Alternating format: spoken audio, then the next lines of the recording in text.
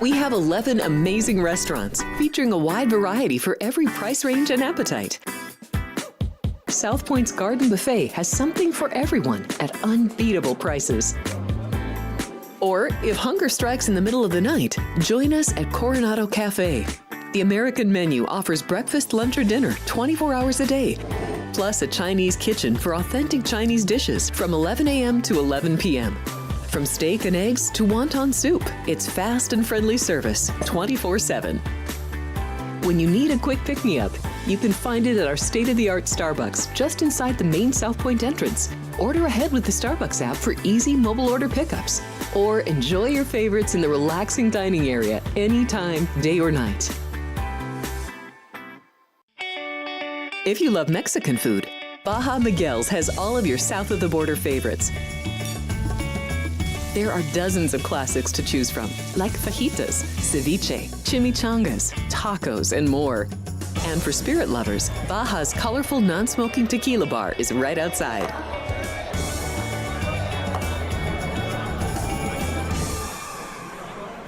Or maybe you're in the mood for seafood. Big Sur Oyster Bar has fresh seafood prepared right before your eyes.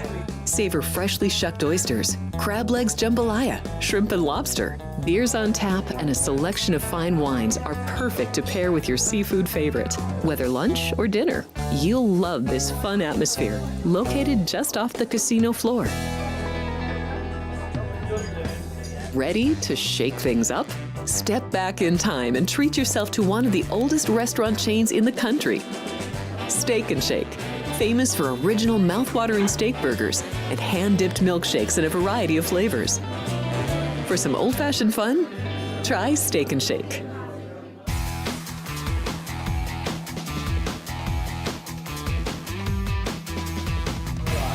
Happy Wednesday, everybody. It is January 29th, just 11 days away from Super Bowl 59. We will have you covered here completely on Sports by the Book, not just with NFL, but also a wide range of sports that you can bet on. On today's show, we will go through some of the props that are already up. If we see anything that caught our eye already, we'll also talk about the spread and the total, if we see any movements there, and then we will do a deep dive into the college basketball slate, find some of our best bets, and of course, end with some hockey and see if we can find some in that sport as well. I'm Alex White alongside Kenny White, here with you every Monday through Wednesday, 9 to 10 a.m.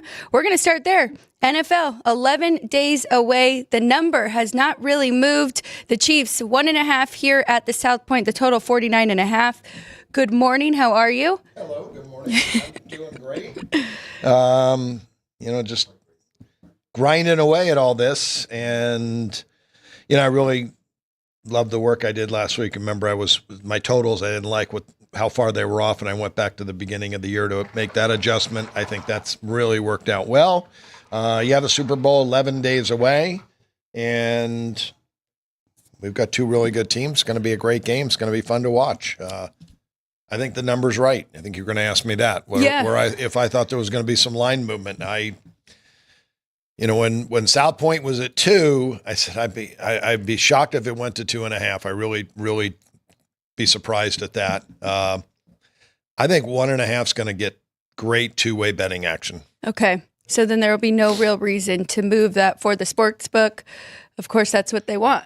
A little bit on each side. Your grandfather made it pick. I made Kansas City a half. There's no arguing that Kansas City's got Patrick Mahomes, and that's why he should be maybe a little bigger favorite. So, and I think you made it right around there too. I think you made it. No, I actually have the Eagles. You have the Eagles 1.5. Okay, so you have the Eagles 1.5. Again, kind of a coin flip game. So, just taking the average of all that, we're looking at probably pick. And again, it's Patrick Mahomes. So doesn't really matter too much. I mean, now that we have gotten this far, but I would be curious if within the next week we can go through position by position and see where you have them power rated and who has the edge there, because that is one thing that I'm kind of struggling with. But hey, we saw it last year with the Niners, and the Niners were the favorite in the Super Bowl over the Chiefs. But really, I mean, if you look at the Eagles' O-line, defensive line, secondary, I mean, they do have a lot of advantages when it comes to certain positions, but the most important position in football is the quarterback. And I think that's where we go back to Patrick Mahomes. He's a 3-time Super Bowl MVP coming into this game. Yeah, he's, no pressure on him, really. He just goes out and plays, and he has picked up his game, the level of his play. You can see that in the last couple of weeks. Jalen Hurts, really good quarterback. He's proven, and he's been in the Super Bowl. He lost, but he's been here before. That's very important that he has experience on this stage. So most of the Eagles do, and now they got Saquon Barkley. But you're right. It would be nice to break down position, maybe just offensive line, defensive line, linebacker, secondary, and wide receiver, running back, stuff like that, and kind of break it down that way. Yeah, absolutely. And I mean, tight end, you got to give Kelsey, of course, the edge there. But wide receivers, I'd probably say they're probably pretty even. The Chiefs haven't really figured out how to utilize with Hollywood Brown. And I mean, they have used Xavier Worthy a lot, but even Hopkins. But they have all those guys out there now where they can do a whole lot more on the offensive side. But running back, of course, will give the edge to the Eagles with Saquon Barkley. That was a prop I won last week. Xavier Worthy rushing yards over 4.5. I went back and looked. 10 of the 16 games this year, he went over the 4.5, and he just lost 8 yards on the previous week. And they ran him twice early in the game. I was glad to see that early in the game they ran him. Well, they've really struggled at that position. I mean, when Isaiah Pacheco went down, Kareem Hunt did good enough stepping in, and since Pacheco's been back, he has not been the same. So no, not even close. Yeah. But you know what? It only takes a little bit of time. Now he's got this 2-week time frame to even get closer to begin, getting in much better shape. We may see a better Isaiah Pacheco in the Super Bowl. I actually was thinking that as well. I wouldn't mind looking at some of his numbers. They're very low right now because of what we have seen from him in the last 4 or 5 weeks. So could be a good time to jump in there. I got fooled with A.J. Brown, 2 bad games going into last week's game. Really fooled. And he was wide open in those games. So, it's Chiefs definitely want to run the football. And they do have 2 running backs. And last week, I said I thought Hunt would get more carries. He was at 35.5 yards. Pacheco was at 34. I liked Pacheco under, and he was bet down. I think he was bet down to like 27.5. So that's a little easier to make this game. He's probably going to be in that range, 25.5 to 28.5 to start with. It was interesting with A.J. Brown. You weren't alone. I did hear other people take the under, but I was confused on people saying that he didn't look right and may have been injured. I don't know if you were in that boat, but I thought that just had more to do with Jalen Hurts not being 100% and them just relying on the run game, but definitely utilized both wide receivers, him and Devonta Smith, in the conference championship game. So football's a physical game, and there are a lot of injuries, and that went through my head that if he's not being targeted, there's a reason why, and that's the same thing with Cooper Kupp late in the year for the Rams. He wasn't being targeted. There's a reason why, because when Cooper Kupp is 100%, nobody's guarding him. You can't cover the guy. He's going to catch 10 passes for 100 yards, and that's what he does. But when he was only targeted a couple of times, I thought there's got to be something wrong with him. I did cash a couple of under bets with him. I think I lost the last one. I was winning. It looked like I was winning the bet easy against the Eagles, and then he caught a 35-yard pass on one play. I was like, are you kidding me? And then I think Frank Nicotero cashed in his chucker bet. He always likes to take the quarterback's longest pass. Okay. And I think he did have that. Oh, he did over that one. Okay, over for Stafford? Over for Stafford, yes. There's a couple props that jumped out to me that I just want to get your opinion if we can quickly here. But this one actually is funny because last year I really liked it. I liked the plus money on the no. And Chris Andrews actually was the one to tell me, you'd be shocked at how many years in a row this yes has cashed. And there's a reason why it is such a big favorite. But will either team score 3 unanswered times? This excludes extra points and 2-point conversions. So the yes is minus 160 here at the South Point. The no is plus 140. I know you don't have all your years backed up and how many times this has cashed yes, but why is this so frequent here with the team just kind of getting on a roll and having stops there, because you have two of the best teams in the league in this Super Bowl game, and you don't. It's just kind of shocking to see this yes cash so often. Yeah,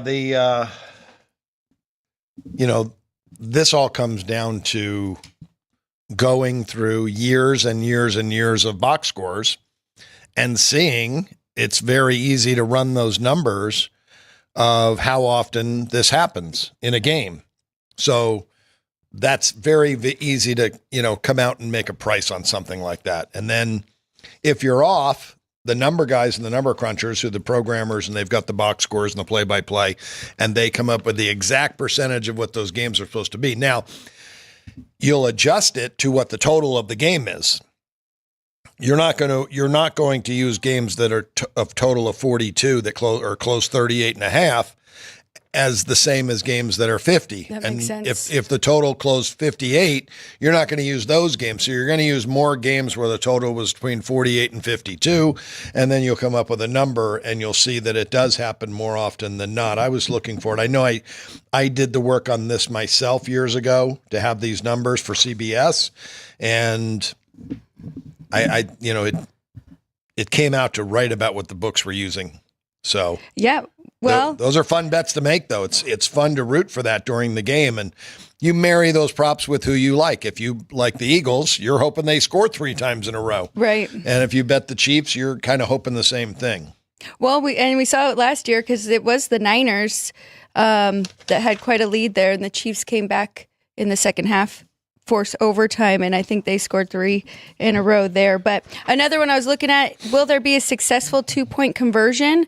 The yes is plus 210. I saw even a bigger price at another book that was about plus 250.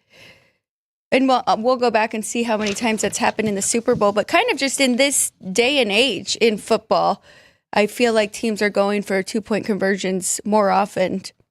Yes, well, that's where professional prop players have probably already jumped in on this. A couple things that they're probably looking at. One is the philosophy has changed on the 2-point conversion, which when they first came up with the 2-point conversion in the NFL, the math guys all said, there's no reason to kick an extra point now. You go for 2 every time. And the NFL, they're too conservative. Nope, we're not doing that. We'll do it when we have to do it. We're going to continue to kick extra points because they're automatic. Right. They're 99%. And then the NFL said, we're going to move back the extra point so we can have a lesser chance of an extra point being made. So there'll be more 2-point conversions. But then finally the coaches started to see that the more 2-point conversions you run, the better the next one gets. So now you're right. They do go for 2 more often. The other part is, for years, we've been telling NFL coaches, kicking is for losers. You don't win kicking field goals and punting. So that's the other one that you need to look at now is the 4th down attempts. Yes. Everyone's going for it. You saw what Washington did. I think they went on 4th down 3 times the first drive of the game, 5 times total.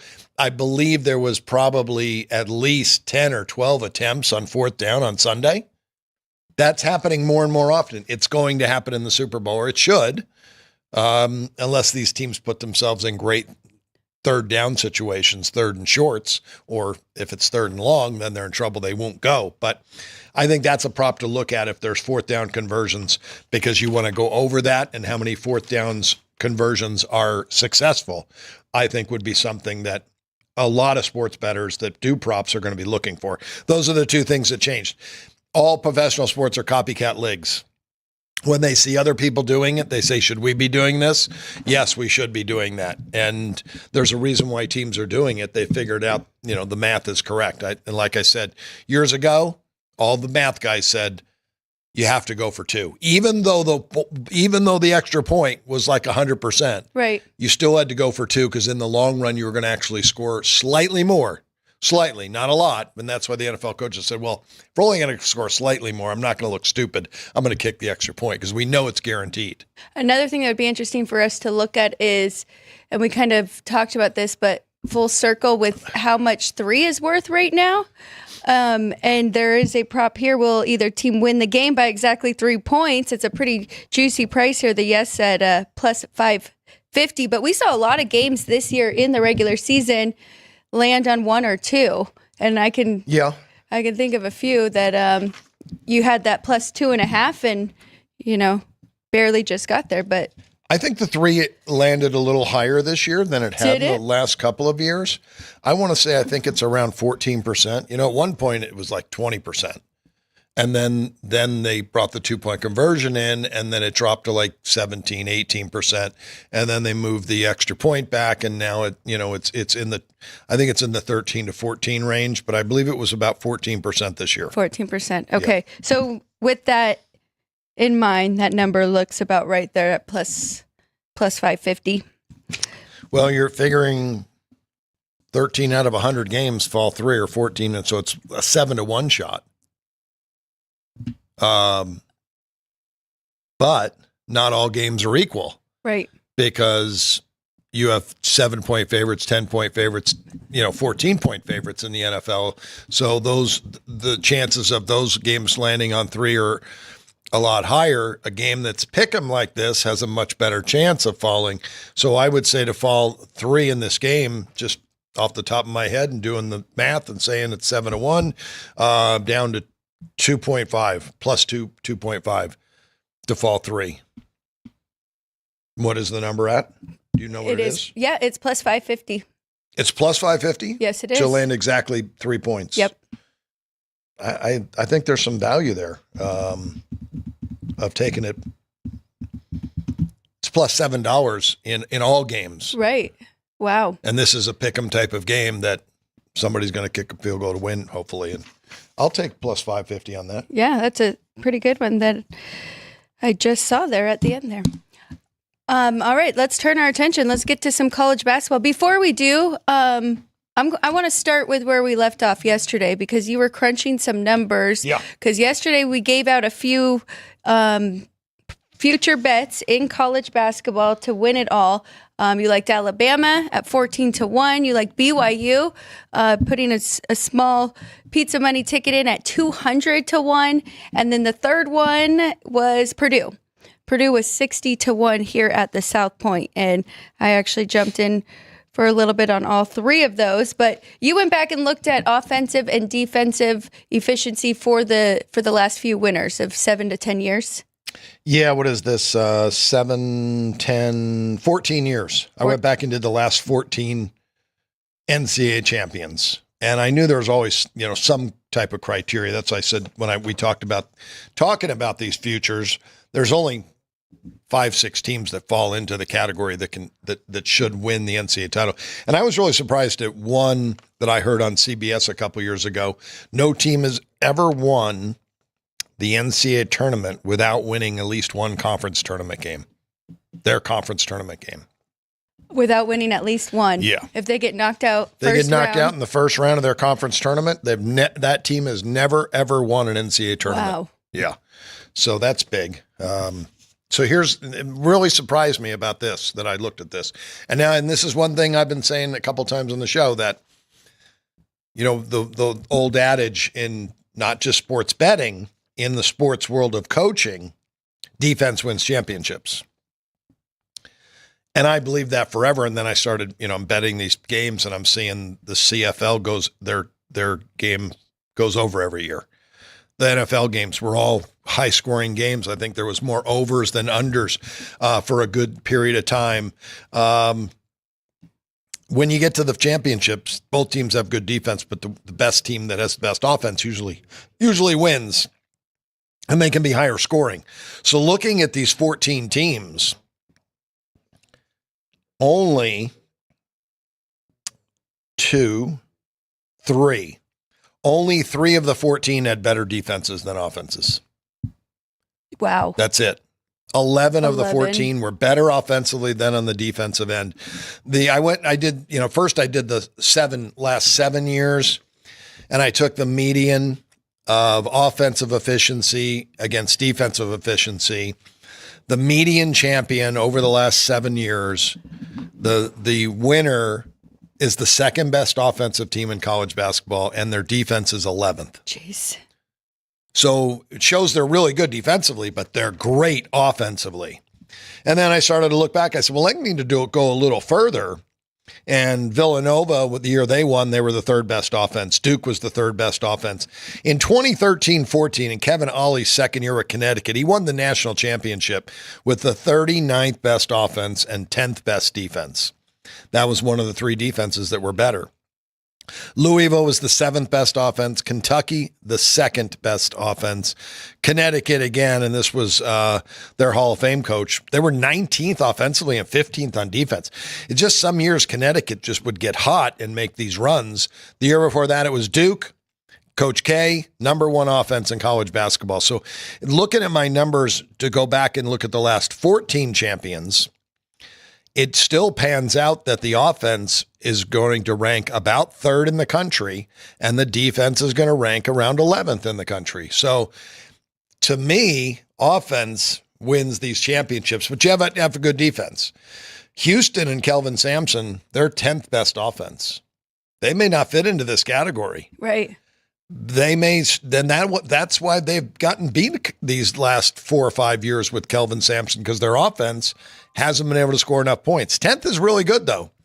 But there's only been 2 teams ranked higher than 9th over the last 14 years that won a national championship. Auburn's number 1 offense, number 11 defense. Isn't that funny? Those almost match your median numbers perfect. They fit right in there. Duke is number 7 on offense, 3 on defense. These do change throughout the year, but this is a pretty good sample size now with 20 games. Florida, number 2 on offense, number 15 on defense. Interesting. If they shore up their defense a little bit at 12-1, they become a team to look at. Tennessee's offense is number 34. This basically tells you they got no shot. One in every 15 years, a team like Tennessee could probably win it. They're 10-1, so there's no value there. Nate Oates, Alabama, 5 on offense. That's great, but they're the 43rd defensive team. That hurts. Yep. When I go to Kansas, 30th on offense. They don't have the offense to win it. They don't have the offense to win 6 straight games. Purdue, 6th best offense. It's close. 22nd on defense. It's close. At 60-1, I really like that bet. Well, I do really like that bet. And we can trust Matt Painter. He is more defensive minded, isn't he? He's always been a really good defensive coach, yeah. So maybe that improves. If he can improve that defense and bring them into the teens, and then just improves the offense just a little bit here, and he wins a conference tournament game, that's going to be a team that I think can get to the Final Four, Purdue. What's Iowa State? Iowa State's offense has kind of slipped up, but they were top 10 I don't know not too long ago. I had them 12th at one point. Yes. 12th and 6th defensively. I don't know what they are now. I mean, this is mine too, and Ken Palm. We're very close between the two of us on these because I kind of run the same type of adjustments on these teams. So Ken Palm has 13th and 6th. 13th and 6th. And you had them 12th at one point. But looking at last year, Houston and Iowa State, because they both had the same problems and they went back and forth between 1 and 2 defensively. Houston was second best defense, 19th offense, and Iowa State 1. That's what they finished defensively, and 52nd offensively. And both of them. Did they make it to the Sweet 16? Who? Iowa State and Houston. I am not sure. Both very close, but definitely fell short getting there, even to the Final Four. Yeah, it's pretty amazing to look at these numbers. I was going to go back and look at the coaching. Like Kevin Ollie was in his second year as the head coach at Connecticut, and he won a national championship. I think you could knock teams out that way, as you asked me the other day about a coach if he's been there for a while. And if they haven't, that's probably a factor of how it'll eliminate some teams. But I really got to take a look at Florida and Todd Golden's team because they can score, and that's what it takes. And they play strong. They're 15th on defense. They're strong enough defensively to win a national championship at 12-1. That's a nice price. They became my new favorite over Alabama. Alabama at 14-1. That defense scares me. Well, I'm already in on Alabama, but that's okay. They're good. They're we can good. have multiple, couple tickets, but I do have that Purdue one, so that is really good. My power ratings have Florida the 5th best team in the country. I'm right there with them. I have number 5. I have Alabama number 7. But again, Alabama was projected to win the national championship. I think I had them number 1 or 2 to begin the year. I could go back and look. So I they can tighten up their defense. Let's take a look at what he's done. I did get a message from Sean, not to be confused with not Sean, in our chat. He said that both Iowa State and Houston made it to the Sweet 16, and both of them lost there. Iowa State to Illinois by 3, and Houston to Duke by 3. Very interesting. Iowa State, are you sure by 3? I thought they got pretty handled by Illinois, but by 3. Okay. Nate Oates has had 2 top 5 defenses. So I like his experience because it was 2 years ago, right? He made it to the Sweet 16, yes. And then last year got to the Final Four. Did he get to the Final Four last year? Yes, he did. With a terrible defense, but a great offense. You're right. He lost to Connecticut. They could score. They 109, 72 against Grand Canyon was a bad game. 89 against North Carolina, 89 against Clemson, and then they lose 86-72. But that was with a really bad defensive team he took to the Final Four. Now he's, 43rd. Last year he was 111. Wow. Yes. That's really unheard of to make it to the Final Four. They could really score. We might have to, I know this is a lot of extra work, but I would like to see which teams make it to the Final Four, what they are offense and defensively, at least for the last maybe 3 to 5 years. Yeah. Maybe not quite 14, but very interesting stuff. So hopefully some other people like some of those teams that you threw out and jump in too with us as well. But just checking in here with the chat, and Vince is keeping me updated. He is in there as well. Dean Hilt said good morning, hello, and then did bring up something about field position in the Super Bowl and how that wins games as well, which is very important. When we do our positions, we definitely need to add in special teams in there, and I think that is Kansas City with the edge because kicker and punter in that one. But all right, let's go through your games. You've got your sheets ready? Yep, ready to go. All color coordinated here. I know you've already been through some of these games, so should be able to move fairly quickly. A lot of plays today. A lot of plays, but again, keep them small and let's keep ourselves honest here. I was 2-3. I did pick a couple bad hockey, so hopefully you listened to the whole rundown and didn't just skip to the whiteboard, because we also really like the Bruins and the Sabres. What a big difference, a whole goal difference, and I stayed away from that over, but that got there. Instead, I picked the Jets and the Canadiens over. Did not get there. Of course, Connor Hellebuck had a fantastic game. The Knights lose in overtime, and the Rangers get shut out by Frederick Anderson. So that did not take them any time. 2 winners in college basketball, the Sooners plus 8.5, and Oregon State and Gonzaga did get over in that one. So 2-3 day for me. Luckily, you carried us. A 2-1 day. The Georgia total landed right on the total. High second half. Got it to 131. Hopefully you folks got 131.5. Found a better number. Minnesota, they got boat race. Michigan State looking very, very good. Another team to maybe take a look at because they have a really good offense. Yep. Their offense is a top 5 offense. The Zag game went flying over. Zag got a good game. And then Oklahoma, Porter Moser kept his team in the game. They hung around. That was the dog of the day on Punchlines, which will be back today at noon as always, and I will be there again with Frank Nicotero. That is Punchlines FN YouTube channel, so please follow us over there. A couple basketball requests as well, which we will get to every one of these games. So let's start it off. First game on the board, going by rotation number, Samford, 2-point favorite, 150.5 is the total. I'm going to run through these kind of quick because we do have a lot of games and it is getting a little late, and we'll hopefully hit the games people want to see. I have Samford 3 in the game and 161.5. So I lean to Samford. No revenge factor. They won the conference tournament game last year, the last time these two played. So, Furman's been watching that tape, and they know Samford's good. They're 7-1. They're going to come to play. They're well coached with Bob Ritchie. I do like the game over. Samford loves to run. Very, very good offensively. Both teams are better on the offensive end. Wow. Already, first game on the board and already have a play. I think I like that one. There's as well. a lot of plays today, but again, I feel comfortable with it. Yesterday, I went through the totals, and the totals I talked about, the first 11 went 10-1. Wow. Yeah. That's a fantastic day. All right, let's go. App State 11.5 at home, 128. There's revenge here. This year, Old Dominion lost to App State 62-43 at home. They got beat down by 19. They're only one game behind App State in the Sun Belt. So I make the 2-point adjustment. I have the game 8.5. I took 11.5 with Old Dominion at a small 5-point play on the under. Everything to the right looks red. Both teams play slow. Both teams are poor offensively.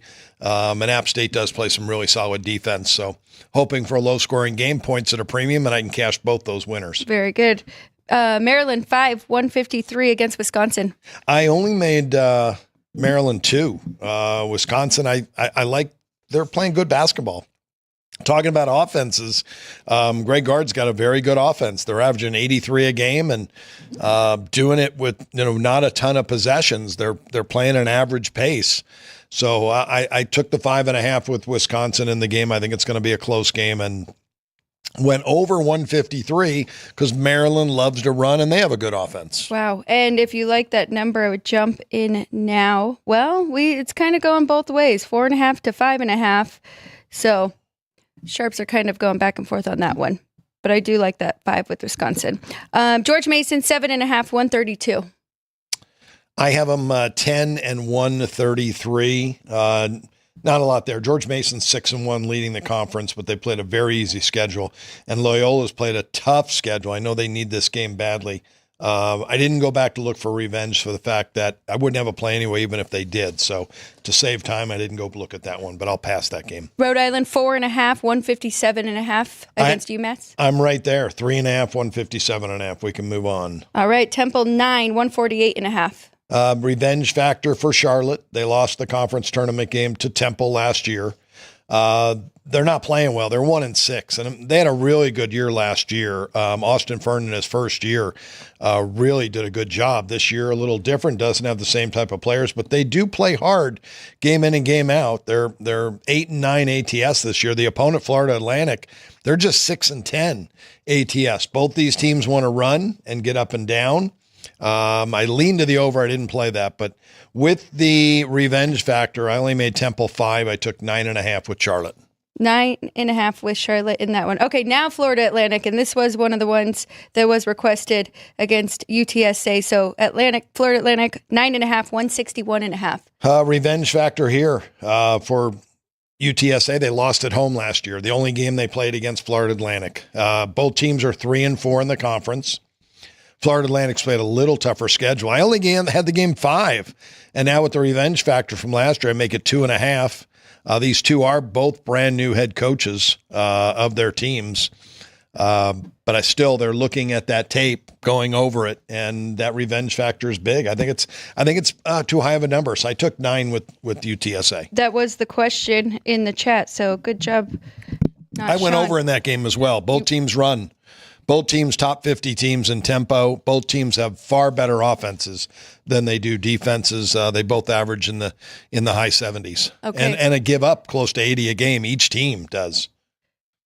More than 5-point difference for you? Yeah, 7-point difference. Okay. 166.5. Very good. Wofford, 12-point favorite, 142.5. I made it 11, but there's revenge for VMI, who's got revenge against everybody. They lost both games last year, so really have it 9. I took 12.5 with VMI. You always get, a disciplined game out of them. They just don't have great athletes.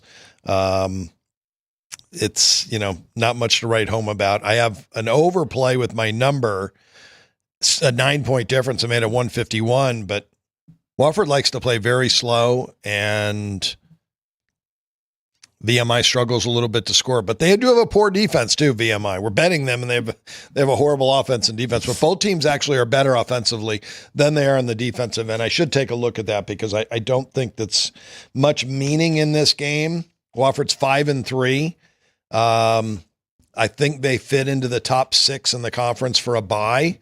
I just don't think they're going to bring that much intensity. They know who they're playing. I think that points will be scored. That may be the better bet, the over, I think, than the side is. Over 142.5 in that one. Mercer 12.5, 144. Another revenge game. Mercer beat Citadel in the conference tournament last year. Citadel 0-8 though this year. They have played the most difficult schedule. Mercer's played the second most difficult schedule, and they're 3-5 in the conference. So both these teams played a good schedule. I only made it 8 with the revenge. So I took 11.5 with Citadel. Chattanooga 11, 147.5. Chattanooga, I made the game 14.5. And these teams split on each other's home courts last year. The last one was in Chattanooga. So Okay. Western Carolina got their revenge. Now Chattanooga has the revenge. I adjusted this to 17. It was open 10 at Circa, bet up to 11. What are we looking at now? 11 right 11. Yeah. So I did lay 11 on Chattanooga, and it's one of those plays I like. Chattanooga's 16 points better than Carolina. So no home court. And you've got a team that's, got revenge on their mind. They're 5-3 on the year, and they played the third toughest schedule in the Southern Conference. So this is a good basketball team. Moving on to St. Joseph's, 9-point favorite at home, 138 is the total. At 10 and 135.5, there's really nothing there. These two played already. Duquesne beat St. Joe's 85-81 on their home court. Drake is a 7.5-point favorite, 123 low total. Big rivalry. This is a rivalry game between these two. They're both in the top 4 right now. Drake's number 2 in the conference. Northern Iowa's number 3. The top 4 teams get a bye. They split last year, each one on their own home court. I had the lead in the game 5. I took 8.5 with Northern Iowa. So I do like the dog, but I love it under. I have a total of 110.5. Drake plays extremely slow, and Drake plays great defense. Northern Iowa plays great transition defense. There's not going to be a lot of fast breaks. Both teams trend out. Northern Iowa 13-7 under.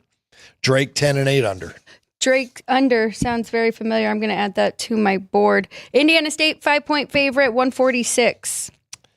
The revenge from this year, Missouri State lost at home 80-77, but they're going to have revenge against everybody. They're 0-10 in the conference.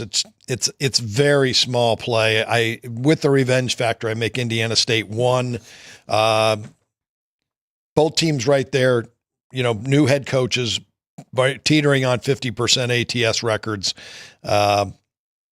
So small play on Missouri State. Don't love it, but my numbers say it's a play. All right. If you like Bruce Pearl's team on the road, you got to lay 12.5 against LSU, the total 149. I made them 13 and 156. I like it over. Both teams run, and you mentioned Bruce Pearl's team. They're the best offensive team in the country. So over for me. No revenge or anything in this one?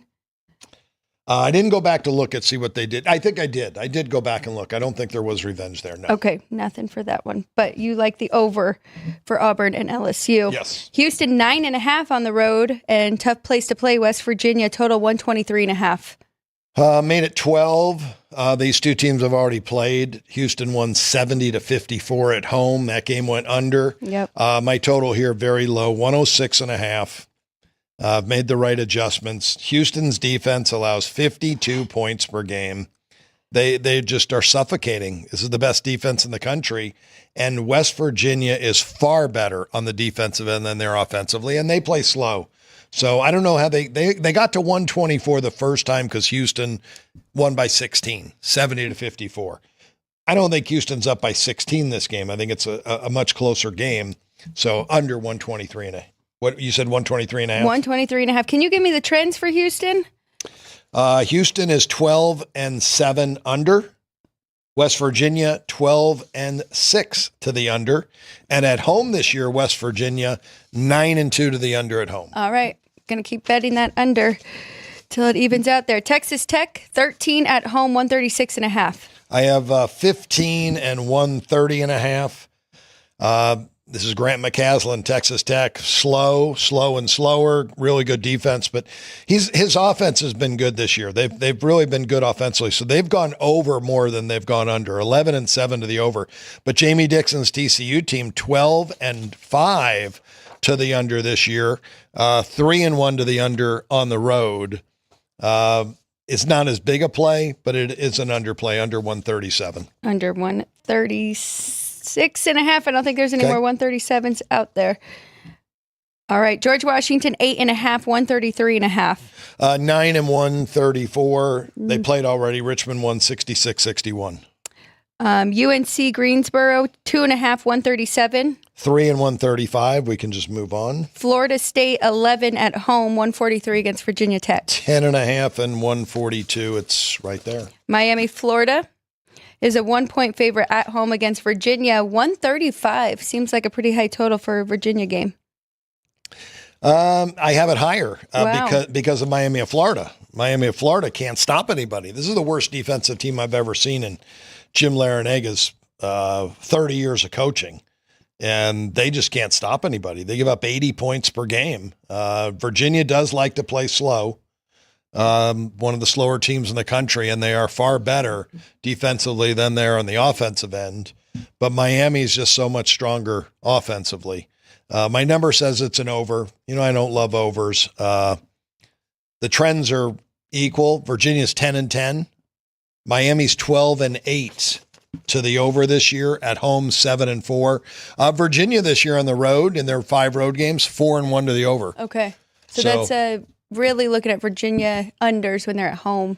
I would say so. Yeah, they can control the pace a little better at home than they do on the road. But this is supposed to be a close game. I have it 1.5. The book has it 1.5. It's going to be a close game. LaSalle 3.5, 149.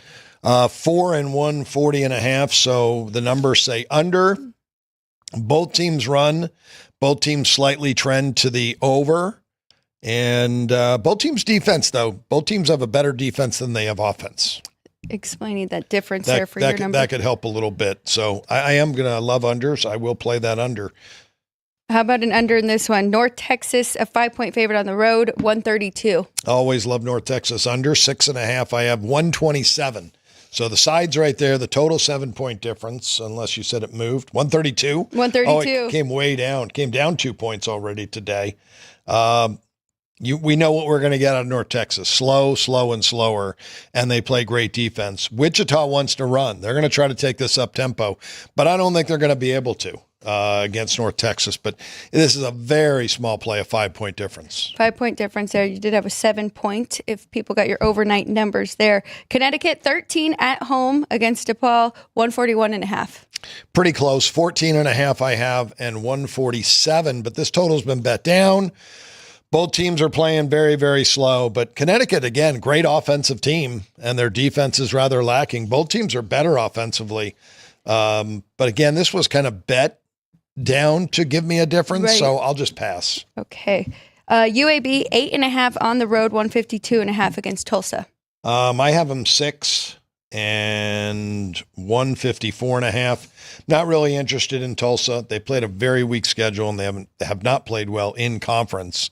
They're very, very weak offensive team. So I'm just going to pass this game. I don't really have a good feel for either team. St. Thomas, you got to lay 13.5, 157.5. I have 14 and 159.5, so it's right there. Arkansas State, 8.5, 150.5. Here's one I have higher. Arkansas State, 13 in this game, 145. The total basically right there. But a 5-point difference, or is it 8.5 now you said? 8.5, yeah. So that's still a 4.5-point difference. I do want to see if we have a revenge factor here. Get this computer figured out one day why Microsoft Edge likes to butt in and thinks it's my go-to browser at Arkansas State.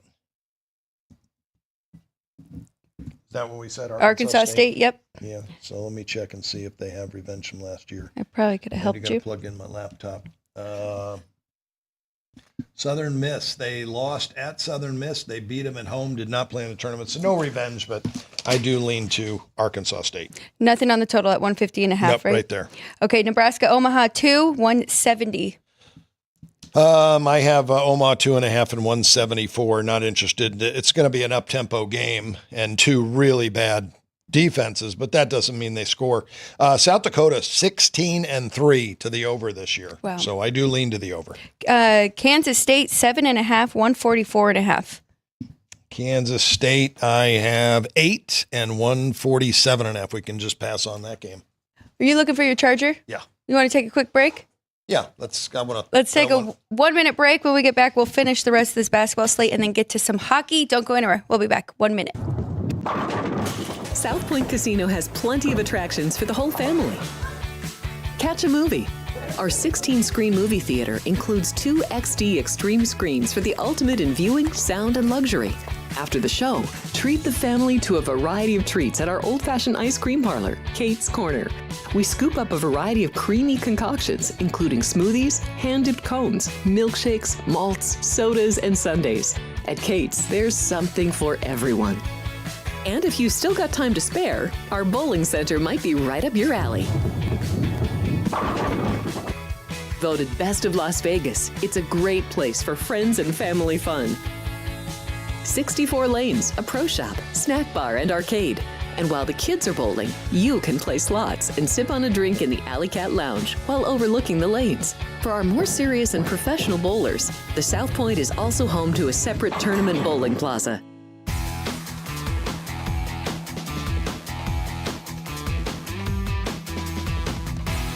Here we go. We are back here on Sports by the Book.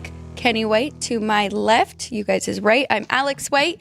We're going to get back to our college basketball right here, and then we will address a couple questions in the chat. If anybody else has any questions for us, please get them in there. I know Bob Custer, well, not really a question. He just had something he likes in the Super Bowl. So we'll get back to that, and we will get to some hockey here shortly, as well as our whiteboard plays of the day. So starting off with Bradley, Lane 8 at home, 147 is the total.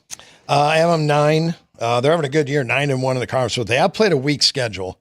This is a rivalry type of game, but the number's right there. I made it the total 144.5. A little bit of blue in this game. Both teams a little better than average in tempo, and Bradley's offense has been very good. Both teams' offense is better than their defense, but just not enough big a difference for me to bet that overall pass. Creighton Blue Jays 6-point favorite at home against Xavier, 144. Somebody did ask about this one, so if you want to go through offense defense trends. Yeah, well, Creighton won both games last year, so Xavier does have revenge. Coming off a nice win against Connecticut, they had a lot of confidence. I make the game 4.5 with the adjustment. If I could find 7, which I doubt if they're out there, they were out there early, but they're gone. I would lean to Xavier plus 7. The total I made 136. Okay. Like it under because both teams are very good. They're top 40 defenses. They're both good offensively. Xavier wants to run, but they do play good transition defense. So the trends lead to the under. Xavier 13-7 under. Creighton 12-8 under. And in this spot, Xavier on the road 4-2 under in their road games. Xavier 7-4 under in their home games. Creighton, that is. Creighton under. I like that. I mean, Creighton's almost fallen out of the top 50 offensively, so they are definitely much better defensively, and then Xavier's numbers as well. So under, lean to Xavier if you can find 7 in that one. Murray State 5 on the road, 133.5. 4.5 and 126. Both teams play very, very slow. Evansville, horrible offensive team, but they're pretty good on defense. They're better than average defensively, and Murray State's strength is their defense. So both teams' strength is defense. Both teams play slow. Evansville 14-6 to the under this year. Wow. I guess the only negative is Murray State on the road. They're 7-0 to the over in their road games this year. So that's one thing that scares me a little bit, but hopefully this will be their first one that goes under. St. Mary's 4.5, total 140. Santa Clara should be a good one here. Santa Clara's been really improved. Herb Sendek the last couple of years. They're a good basketball team. I made St. Mary's 1.5, so I leaned to the home dog there, and 134.5, leaned to the under. And that's a lot because of St. Mary's pace, one of the slowest in the country.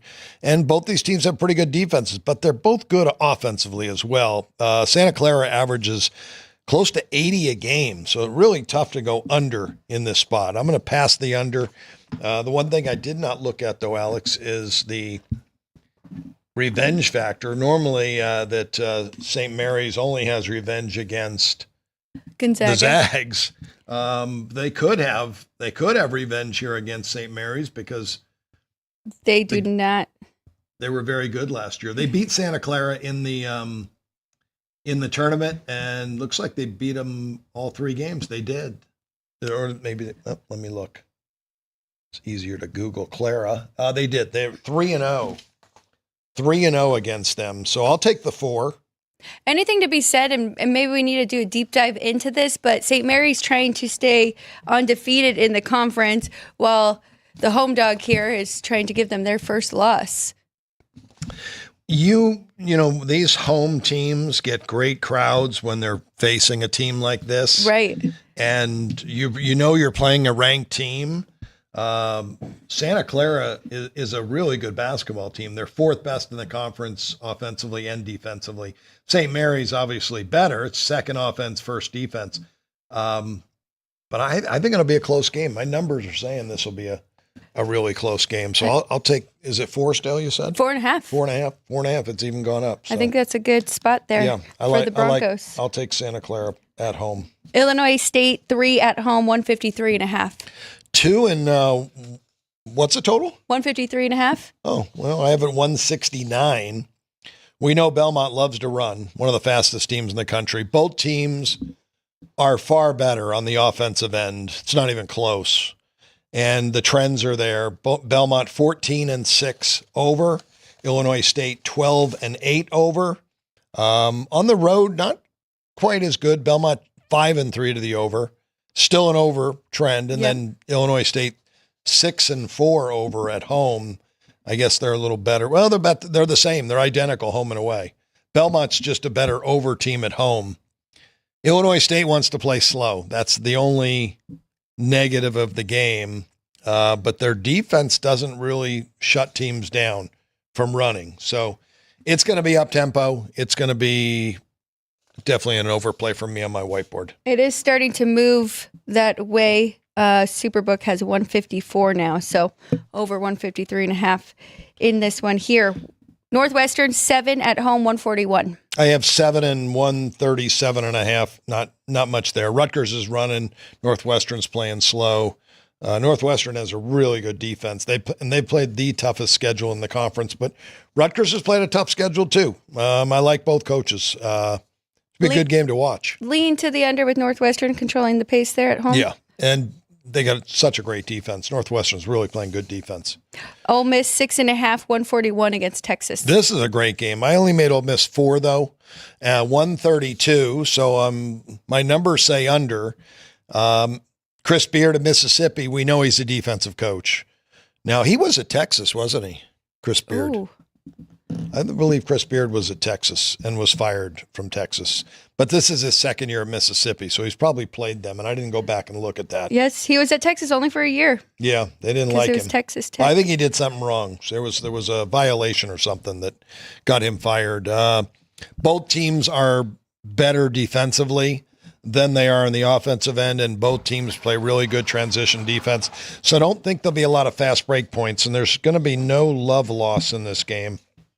So I'll go under. You like under better than the points there? Yeah, I like under better than the points. Okay. I guess that would have helped Mississippi more than Texas with the coaching change. Mississippi State 1.5 at home, 165 against Nate Oates'.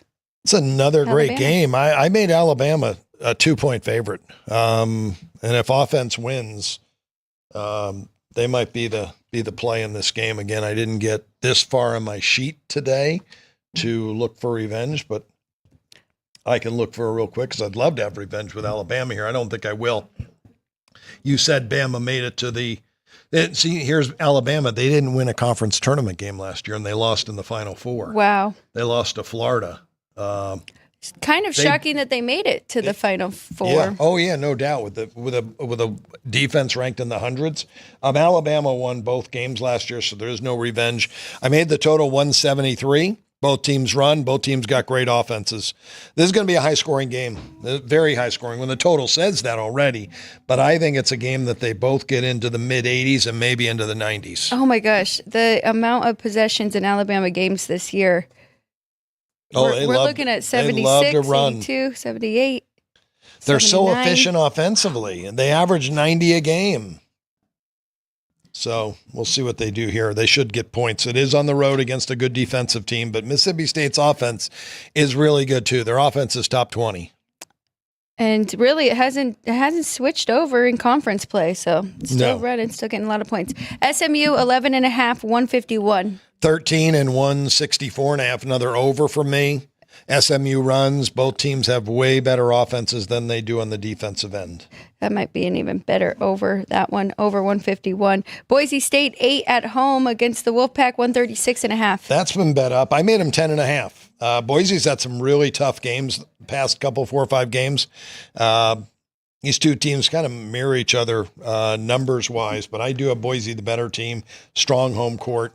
The total's right there. I'm passing on the side, though, because there's been money on it, so I'll pass there. Here we go. We've got no, we don't have revenge because that's for the home team. Utah State 10.5, 146.5 against the UNLV Rebels. Yeah, these two played already. Utah State won that game, 60.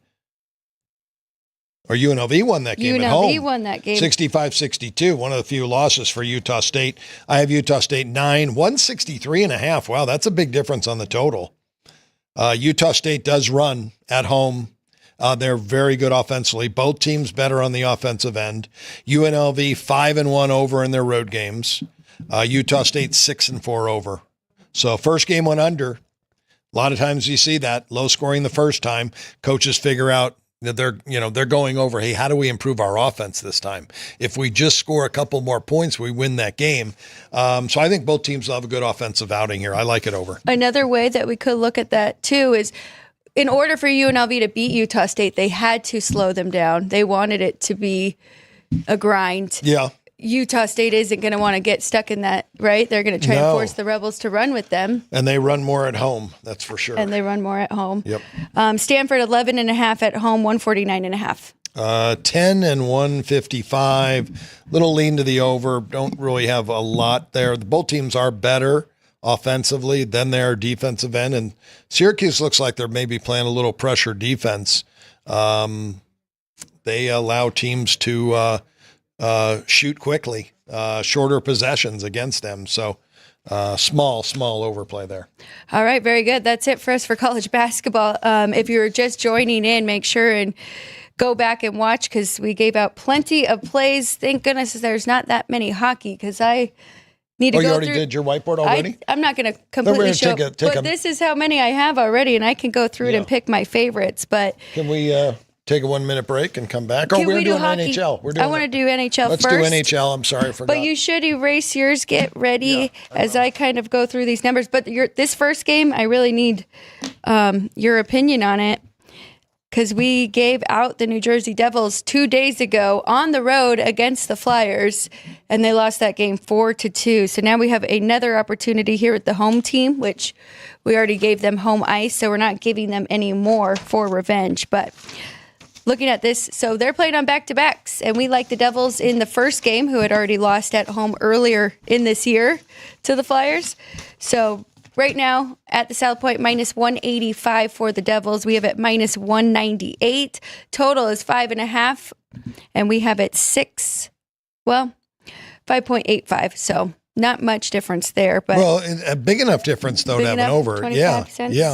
Yeah, there's 5 point. If you broke down 5.85 and translated it to 5.5, it would be 5.5 over 45. So you have about a 30-cent difference there on that over, and Jake Allen's going in goal. They've gone over 3 straight games, the Devils have. So I like it over 5.5. I do as well, and I lean to the Devils' side there too.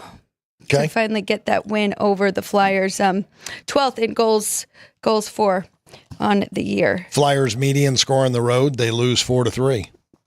There we go. I think that is a good correlation there.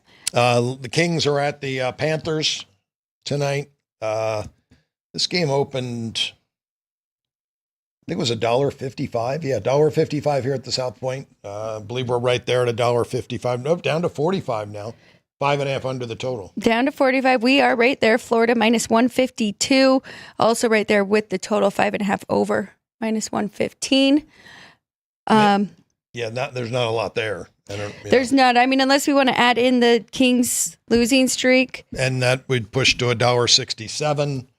It's at 45. Yeah, it's 22-cent difference. You're the only reason you're there is maybe there is money for the Kings. The Kings are a good hockey team. They're going to try to keep this low scoring. That's for sure. Their median score on the road, the Kings, they score 2 goals and allow 2.5.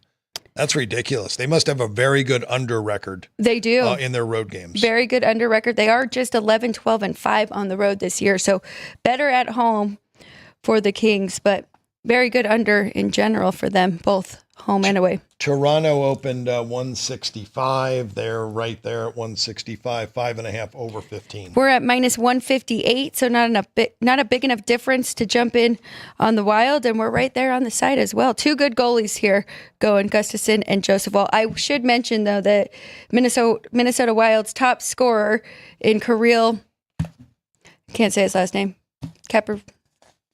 I don't know. Ryan would have to help me out with that. It's really not that difficult either. But he is out for at least a month. So I don't know if you want to look at that as everybody steps up. He's been out off and on a little bit. Okay. Oh, and Nick said Drew Dowdry returning for the Kings tonight as well. So 2 notes right there, but not enough to jump on in either side, Wild or Leafs. Nashville opened $1.45. I think that's what they are. 5.5 over is the total there. Here's a good over for us. We made it 6. Trends are going that way. The Predators 4 straight overs, 2 straight overs at home, and the Canucks 3 straight overs on the road. Looking at their numbers, Vancouver 21st in goals for, not great there, but they are also tied for 23rd in goals against, even though Thatcher Demko did get that win 2 days ago and is looking a lot better. And then the Preds, we've talked about them all year, 25th in goals allowed. So I do like over 5.5 in that one. They're starting to score more. With 4 straight games going over for the Preds, that's showing the offense is starting to put it together. The median score for both teams, Vancouver on the road, 3-3. Nashville at home, 3-3. That'll get you over 5.5 any day. You are correct there with the Preds, and just checking on that. But I want to see their last games. Yes, they won 6-2, 7-5, and 6-5. Yeah, starting to really score some goals. That offense is starting to click. But that's the offense we've all been waiting for. Yes, they did fall short to Anaheim and lost that one 5-2, but gave up some goals in that one as well. Isn't it crazy when they weren't playing well and all that money was coming in on Nashville every day? I know it was somebody that was playing a double up, the martingale system.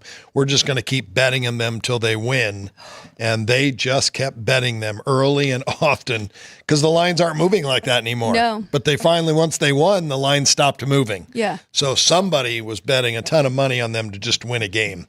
That's scary to do that. It's pretty crazy to actually see that firsthand and be following it day by day.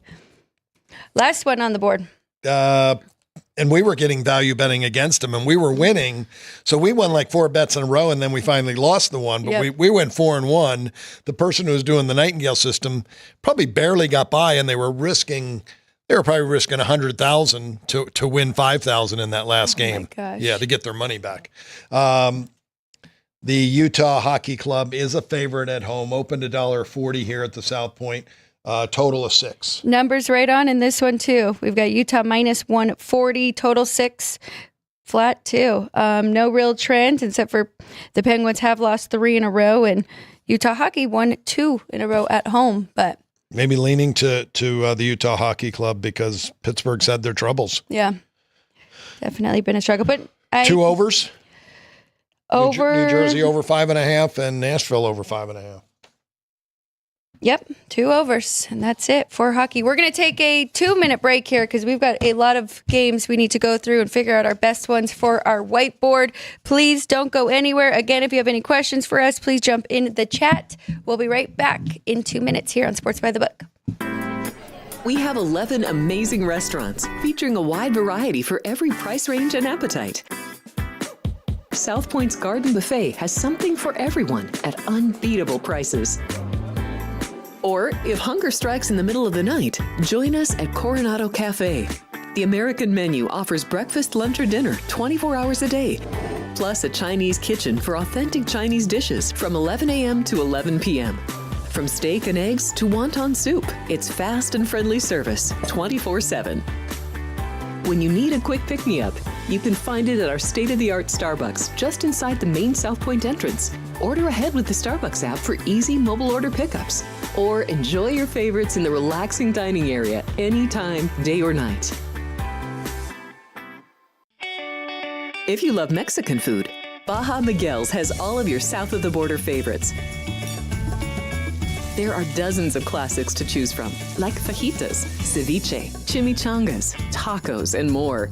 And for spirit lovers, Baja's colorful non-smoking tequila bar is right outside.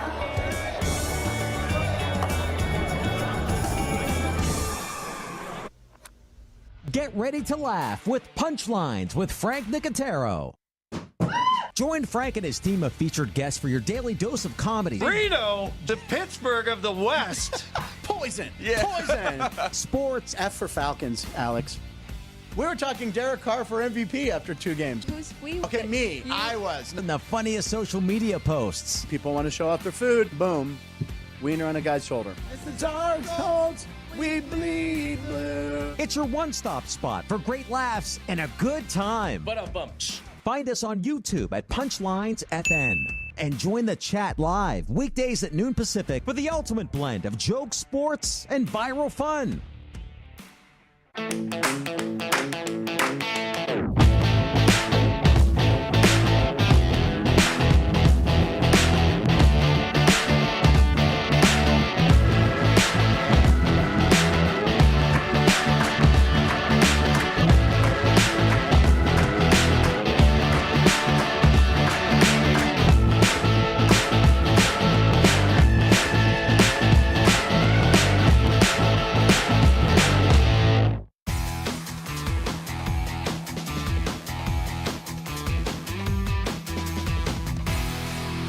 It is time for our whiteboard bets. We're going to throw up that animation quickly, and then we are going to start with yours. Starting with Whiteboard bets. I just put it up. I threw that animation up there. very good. All right, I'll go first. Over City today. Illinois State over 153.5. Alabama over 166.5. SMU over 153, and then one under. We always got to go under with Houston under the 123.5. I like Texas San Antonio today +9, and then don't forget on Punchline Citadel, I'll have the dog of the day. I got a better number than you. Good. How's that possible? Yeah. Shopped around. Did it move? I have UTSA +9.5. I need to make sure. I'm checking. You had a couple better numbers than I did. Your total over 150. It is 9.5 here at the South Point. If you would like the better number. 9.5. What about that SMU total? Did it go down to 51? SMU. Yeah, SMU and Cal. You have over 51. 151. All right, well, you have the right number. I'm not going to go over these bad numbers. Sorry, we got to zoom in here, but I won't be able to read it. Can you read my board? Yeah, I can. You have Samford over 150.5. That's the first game of the day. Texas San Antonio +9.5. Northern Iowa Drake under 123. I love that one too. Houston under 123.5. Fighting West Virginia. Xavier Creighton under 144. Belmont, Illinois State over 153.5, and then Cal SMU over 151. That looks like a good card. I like that. Where'd you get those plays from? These two are your overs. They might not have. Maybe I should take them off my board, and I'll be more the under today. No, leave them all. Okay, here we go. And then 2 hockey for you, which we just went over. We're going Devils Flyers over 5.5. These two just played each other. Devils need to get to scoring. So hopefully they can do that for me tonight. Connects and Preds over 5.5 as well. So those are our whiteboard plays of the day. Remember the rest of the week, Jeff Parles back tomorrow 9 a.m. here at the desk, Sports by the Book YouTube channel. Kenny White back on Friday, 9 a.m. And then Jeff Parles and myself, 8:30 a.m. on Saturday morning. We'll go through as many college basketball games as we can, and we'll talk some props.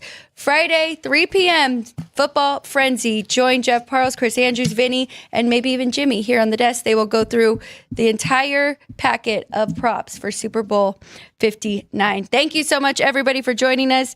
Nick and Bob Custer, last two in the chat. Dean Hilt, Vince, not Sean. We appreciate all of you.